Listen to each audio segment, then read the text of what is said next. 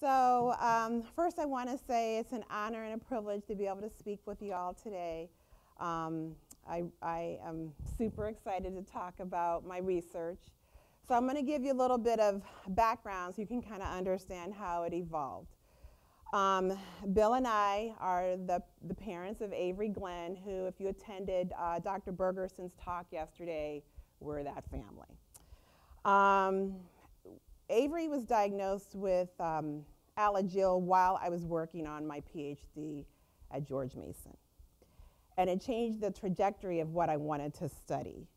I always wanted to study underserved populations because I am a nurse practitioner, family practice, and that is what I was used to working with. So low-income populations, public health kind of stuff. And little did I know that rare disease is very much an underserved population, not one we typically think of. And so it was from that experience of being a mother of a child with Alagille, a rare disease, and the encounters that I had in the healthcare system in terms of, your kid has this, boom. Good luck with that. No help. And I, being in the medical profession, in the nursing profession, had resources and knowledge that many parents don't possess. So I always would think when I'd be at an appointment, like, what if I didn't know this? Or what if I didn't know that? Or what if I didn't know where to go for information?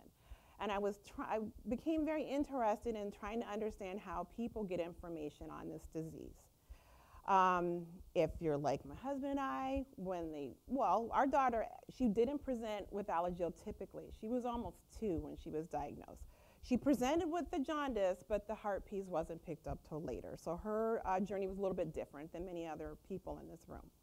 But that being said, when we went on to search, just like you all, the stuff that came up was scary, and we didn't know what to make of it, and Alagille came on our radar in our search, but other things weren't falling into place.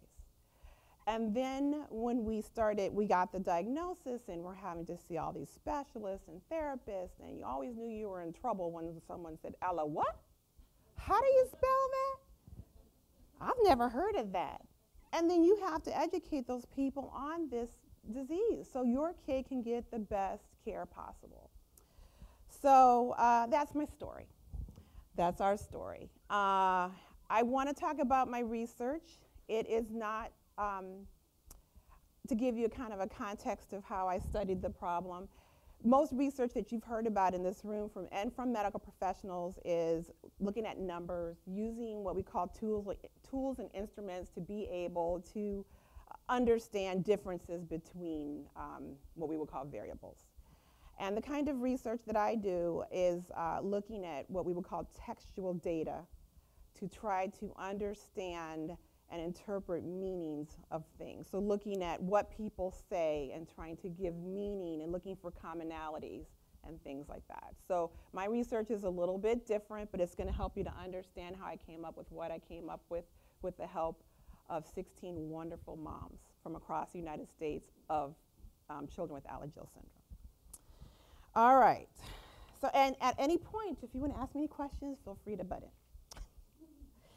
Okay, so to give you some background information, just in general on internet usage, you can see that most adults use the internet, and most of them are using it to search for health information and about half of this number is looking up for the health information for other people. And women, for some reason, are more likely to search online for health-related information, more so than men.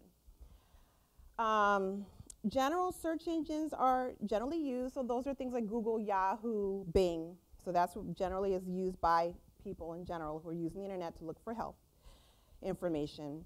And parents often are using of any child with a chronic illness, so rare or not, are using the internet to try to find support and information.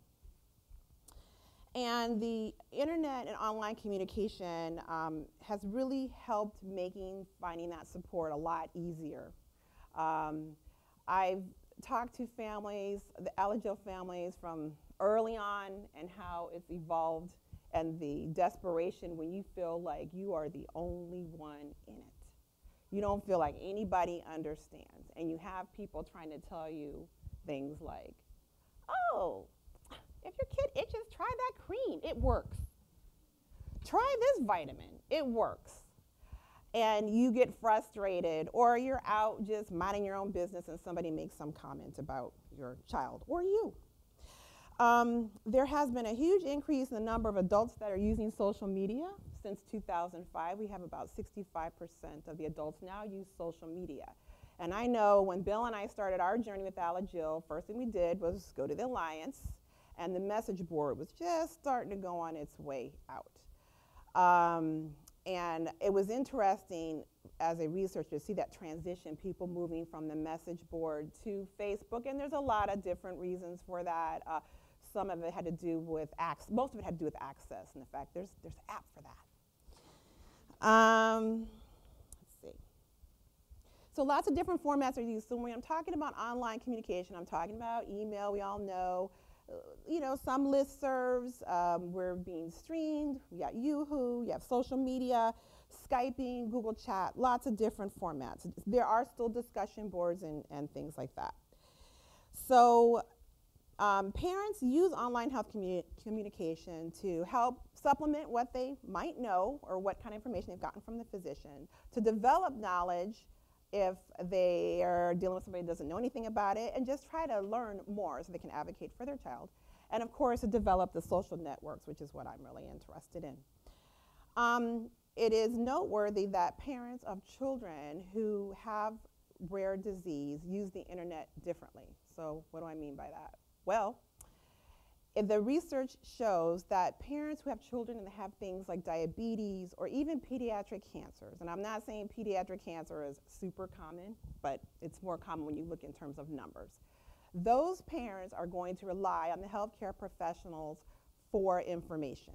They're not going to run right to the internet. The internet's bad and scary, and they don't know how to interpret the information. So that is not their first line. Their first line is their provider, who generally has all the knowledge and wisdom that one is seeking.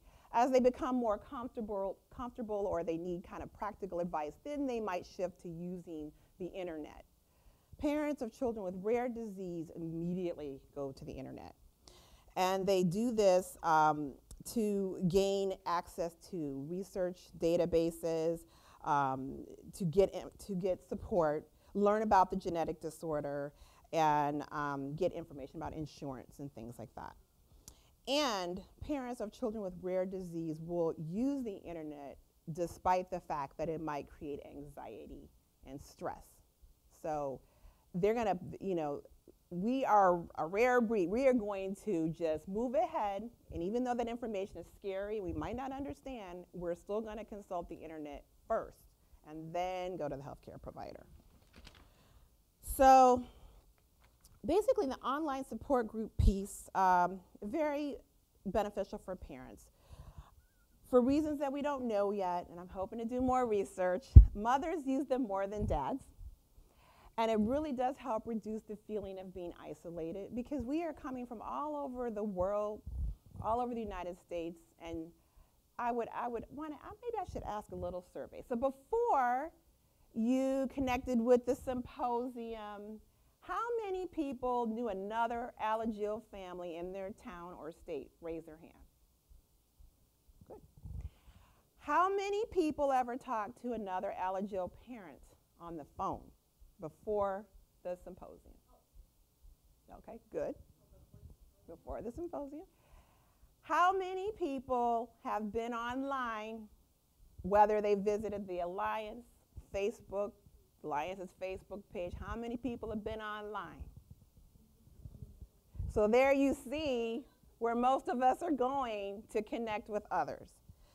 So, and people that do participate in online communication report high levels of satisfaction in terms of getting useful ideas, finding trust in people that truly understand what the experience that you're going through, and feel more empowered and more altruistic in their endeavors with trying to deal with this awful disease. So from all that, I was very interested in looking at mothers for my study, for my dissertation. And I picked mothers because they're an easy access population, not because I don't like fathers. They were easy. I wanted to get the PhD done, and the best way to do that is to be able to access your population. So, but that being said, I am definitely open to moving on to fathers. So my study, I interviewed 16 mothers between the ages of 31 to 53 years. And they were all from across the United States, and one came from another country. The kids that had Alagille syndrome ranged in age from 6 months to 17 years. And most of them had peripheral pulmonary stenosis, like we heard in the talks yesterday. 5 of them had additional medical diagnoses not generally associated with Alagille. So what do I mean? Something like ADHD or vitiligo, things like that. We don't expect to find that with Alagille. And 5 children were liver transplant recipients. So I felt like I had a good sample of mothers to talk to. So one of the things I was looking at was, I know when Avery was diagnosed, I felt after, you go through this loss. So you're shocked, you're in disbelief, you're in denial, you don't know what, your world is turned upside down, and you're trying to make sense of things. And after that kind of, I don't want to say, it started to subside a little bit as we started getting connected. We went to the Gay Men's Picnic, we met other families that really helped us, we were online. And I do have to say that as good as the internet is, there's nothing like face-to-face human contact, which came up in my research. But in any event, I felt this kind of sadness, kind of like this loss for things that possibly were never going to be before the catastrophic thing happened. So things like, she was scratching all the time, and I just felt so hopeless and powerless to be able to really help her. And the fact that she might not be able to play certain sports or things like that. Things that, when your child comes into this world, you have a vision for your child. And when there's this mismatch in how what you want, because nobody wants their child to hurt. Nobody wants their kid to be poked and prodded every couple of months. That's not what you envision for your child. So for me, I just felt this sadness, which in the literature is called chronic sorrow. And I'm not going to bore you with all the theoretical basis of that, but I wanted to know, did other mothers feel like me, or did they feel something different? And how were they using the internet maybe to kind of manage all these feelings that are stirred up inside? So from my study, about half the mothers experienced what is termed chronic sorrow, and then half of the mothers experienced what I termed unpleasant feelings. So that would be things like anger or anxiety, feeling overwhelmed. So feelings that weren't necessarily like a mental health diagnosis, but things where it just really didn't fall in with having this pervasive sadness. And fright was another one. So it appeared that the mothers who experienced chronic sorrow had strong and consistent support from 3 groups: family or friends, online support, and healthcare providers. So if one of those 3 groups, if it was impaired in some kind of way, the mothers experienced more unpleasant feelings as opposed to being able to move to chronic sorrow, which I'm going to talk about as a normal and natural feeling. So in interviewing all the moms, I had to transcribe all the information. So I had to type it up and kind of look at what kind of commonalities was coming out of the information that the mothers were giving me. So there's what's called an overarching theme. Online communication is essential to the rare disease community. So that is what I find. It's essential because we are so spread out and people don't understand. So it's really important to get connected. And that it was essential in managing their chronic sorrow or unpleasant feelings, and that the mother's experiences that were, like I said, if some piece was missing, particularly the online piece, they were they were more likely to feel alone in it, not be able to feel chronic sorrow. The online community offered the mothers new ways of building relationships and connections in addition to helping them cope with the illness of their child's illness. And they were able to share the joys about meeting others and having that personal connection.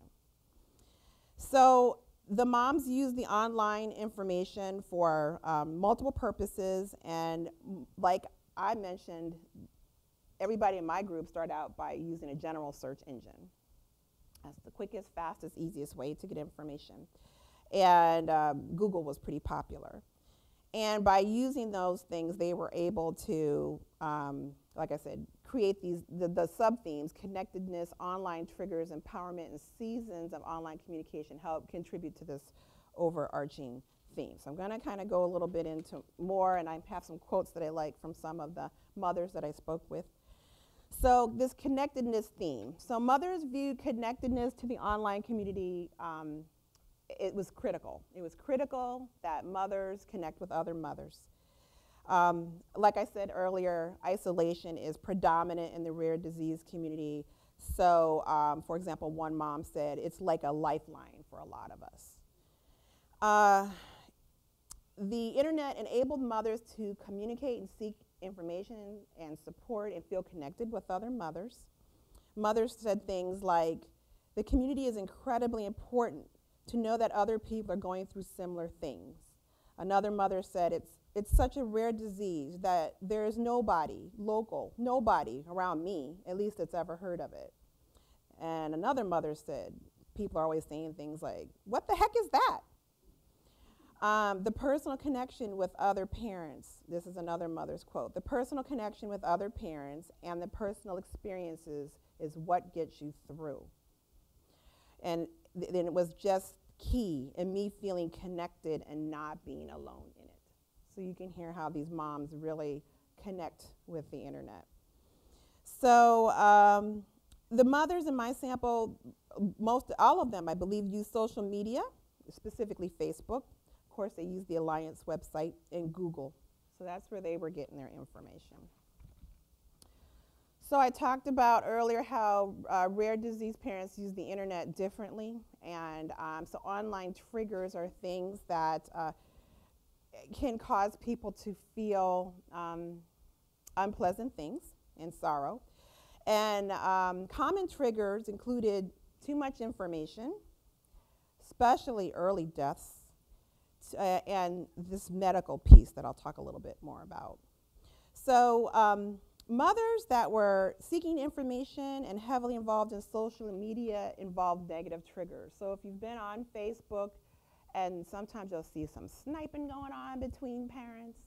Sometimes you see, you see children that have passed away. So sometimes mothers would go online and they'd see these things, and it would stir up feelings of how fragile life is, and certainly we have life with a child that has a rare chronic disease. All the mothers experienced the trigger when they learned of someone that died of complications from Alagille. Mostly they learned of this either on YouTube or Facebook posts. And some mothers even questioned why they were looking at this information. It really was, and some mothers had to distance themselves from it. And this was interesting. Most mothers in my sample, actually all the mothers in my sample, avoided reading blogs related to Alagille syndrome because they perceive the blogs as being kind of dire. Like when people are blogging, that is a way that they're using to be able to release maybe some pain. And so they weren't necessarily positive. I mean, I didn't talk with a mom that said, hey, I read a Alagille blog that was this, really awesome that I want to share. So this particular sample of mothers did not engage in using blogs, reading blogs, I should say. Another, actually one mother even said, I try not to view blogs. that much because sometimes they sound so dire, and I kind of don't want to put myself in that kind of mindset like, oh, this is a possibility. Alagille affects every child differently. So one person's story is not necessarily going to be your kid's story. And sometimes people read blogs and they're kind of putting themselves in that situation. Well, nobody wants to put themselves in a bad situation, and we all know that the kids are affected so differently. And another interesting thing about the Facebook, so several mothers in my sample said that Facebook friends cause information overload. There were challenges with having too many friends, not really knowing the people, and having to be privy to their life. So if your moral code encompasses one way, and your Facebook friend who has a kid that has Alagille's moral compass is another way, it's kind of hard when you see stuff and you feel like you need to be friends with that person because we are a small community and you want to give that support, but it's disturbing. So that came out. So Facebook is wonderful, but there are some downsides to Facebook. There's a great quote from a mom that said, I know them because I'm friends with them on Facebook. They post tons of stuff that is of no pertinence to me. And so then that gets kind of like almost overload for me. But I don't want to defriend them because I know them. They have a child with Alagille. And you know, somewhere you can support each other too. It's like I know too many people. I know them, but I don't really know them. And then the final common trigger that was related to online searches was that parents that were looking for information on a specific procedure or something like that, they would read things and it would just spook them. Like some of the older studies that you can pull up have very dire survival rates.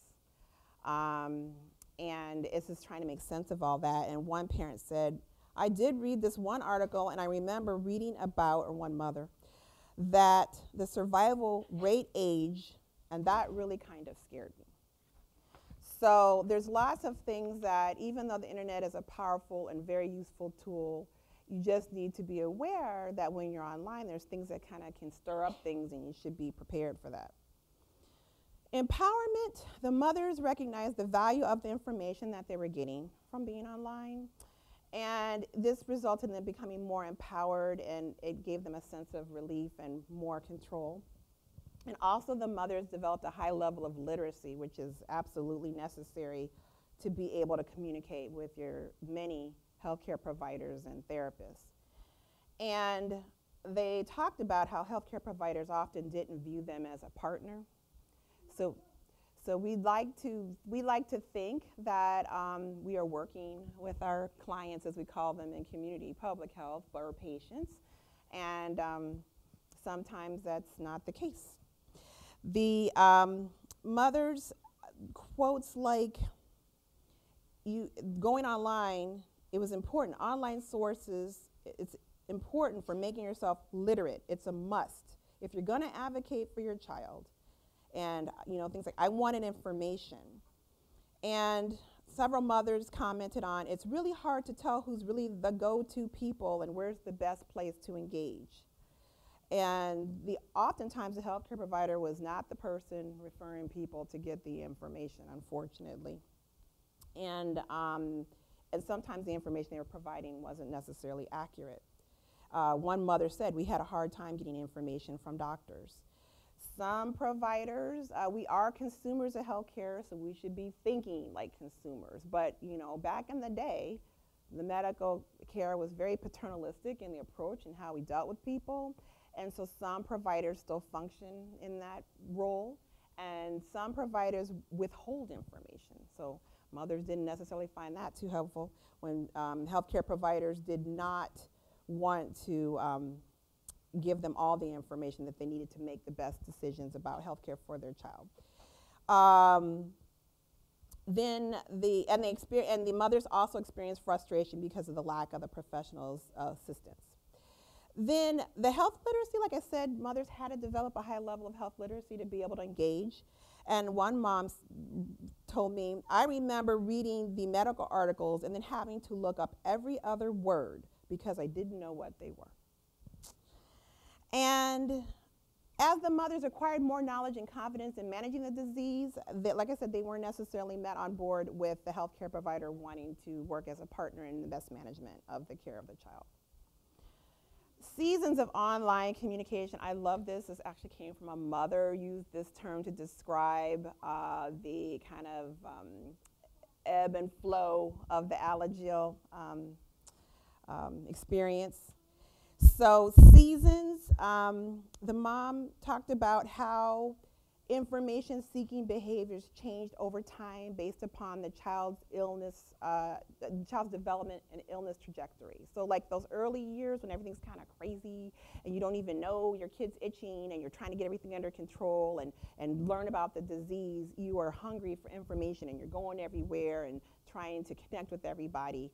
And then it seems there gets to be a point where for many of the children things kind of like stabilize, and so then the parents weren't necessarily using the internet for information the same way, or they were using the internet to be more of like a support and empower others that were new on the struggle. So that's what she meant by seasons. So seasons when you're having a bad season, so your kid has to go for a procedure, or you as an adult has to go for a procedure and you're online trying to get more information, you're using it more, even if you had a stable period for a long time. And then when you're having a good season and things are kind of stable and your meds are working for you fairly well, then you weren't online looking for the information the same way. You might be online to help others, or you're enjoying being online for some other reason. So I loved that term. So the summary of the findings: online communication, it has a profound impact on how mothers manage their feelings. It provides knowledge. It helps you to meet other people. It's critical to managing the feelings and increasing the knowledge about Alagille. The general search engines generally serve the need that better than site-specific needs in the beginning. The ability to find the information, assess its relevance and trustworthiness improved as the mother became more proficient with managing the syndrome. And online communication sometimes triggered chronic sorrow and unpleasant feelings. Mothers reported information overload, but they also developed empowerment. Expertise is not always valued by the healthcare provider, and over time, online usage patterns changed based upon what was occurring with their child. So what does all this mean for you? You sat here listening to me. Well, I want to point out chronic sorrow and sadness is a normal feeling and response. So when you are feeling sad, it's an ongoing living loss that you're dealing with, and that's normal. Not to be confused with things like depression. Depression is there's different forms of depression, so this is a little bit different. And I'm not professing to be a mental health care expert, but depression, when it's interfering with your ability to carry out your normal activities of daily life, and there are different levels of depression, it's different. Also, chronic sorrow is always precipitated by an event. So like the day I found out my kid had Alagille syndrome, I just felt this, as opposed to depression can be a culmination of events. Your kid is sick, you lost your job, all these things. You can't really pinpoint a time where you started having these kind of feelings. Unlike other feelings like fear or guilt or anger can vary over time, but any unpleasant feeling could be a result of not having all of those pieces in place: the medical piece, the family, friend support, and the medical support. But I definitely have to say I have to do more research on that, but that's my guess. Engaging in online communication is really critically important. Starting the conversation with your healthcare provider, you should start the conversation with your healthcare provider regarding online communication. And supplement your online communication with general organization that helps you to communicate effectively with your healthcare providers. So, I kind of got off track here. So yes, the one thing I did want to say about the starting the conversation with your healthcare providers, please, you should talk with the healthcare providers in terms of what sites you're visiting, and they might be able to guide you to some sites that might be a little bit more helpful. Because Google and Bing and Yahoo are wonderful, but there are medical databases and genetic databases that might give you a little bit more information for certain things.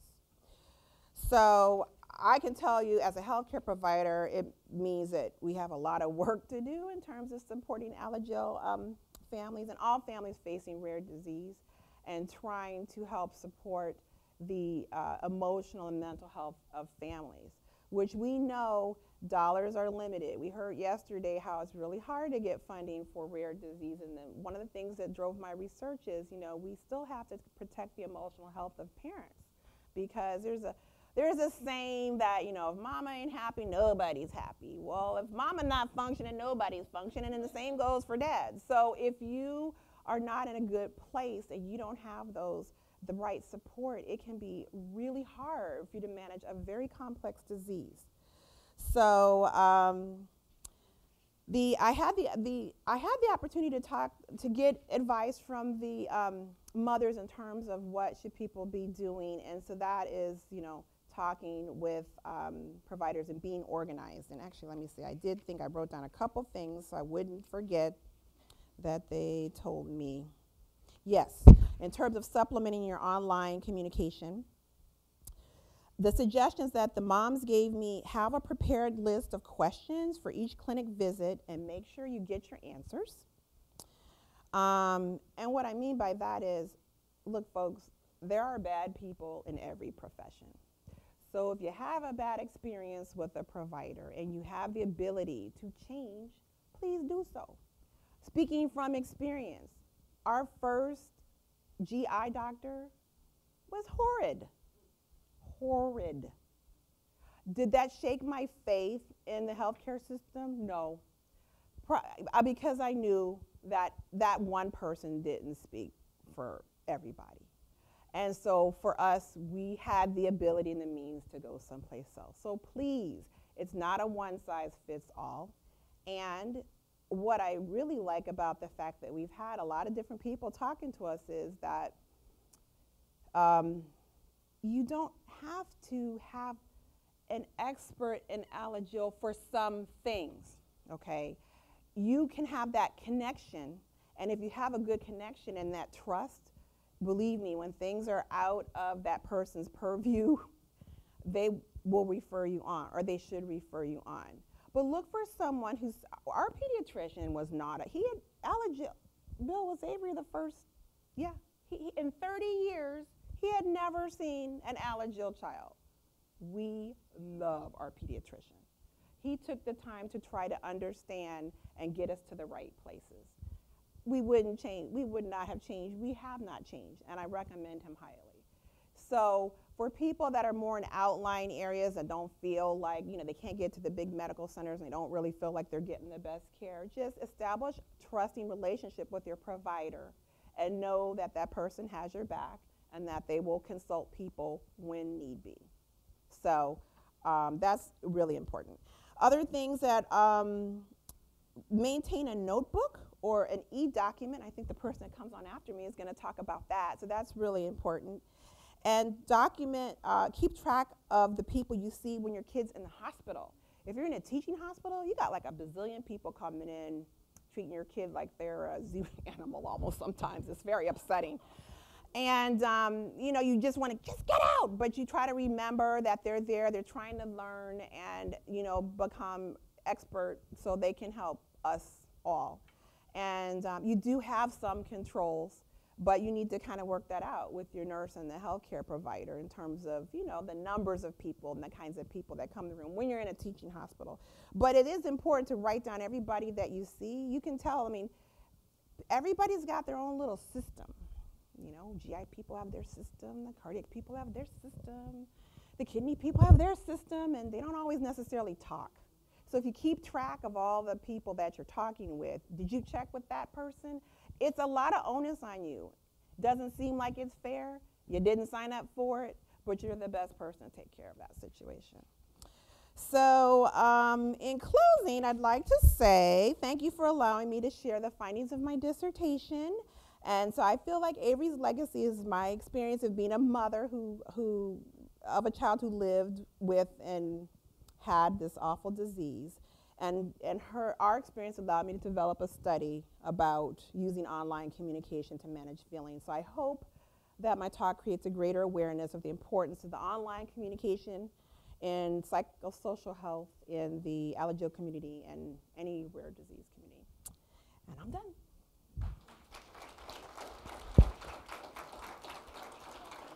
Any questions? Yes? You said there was a bit of a difference between people who just got information online versus people who actually came to an event like this. Mm-hmm. What were some of the big differences? Yes. I pretty much said my question, but I'll say it again. You said there was a difference between people who saw and met people online and just the online experience versus people who've actually attended an in-person event like this one or one of our Alagille family days or something. What exactly are those differences that you noticed? The mothers just talked about the need to actually connect. And one of the things like I saw last night with the kids dancing and playing with one another, Alagille kids and kids that didn't have Alagille, that kind of stuff you can't get from the online. So actually being able to have a face-to-face, and I mean, hey folks, we know there's some people that are paraders. I've seen them on some of the Facebook sites. They act like they got a kid that's got issues, and I don't know what satisfaction they're getting. Not necessarily from the Alliance Facebook page, but I have seen other Facebook pages where people are posers, that they have a kid that has problems, and it's not the case. So that face-to-face real connection where you know that you're really dealing with a person that is genuine, authentic, seemed to be very important for all the moms that I spoke with. So things like this are, the picnics, the Alagille days, all of that stuff is really important to try to get connected with somebody in your location if you can. Any other questions? All right. Very good. Thank you.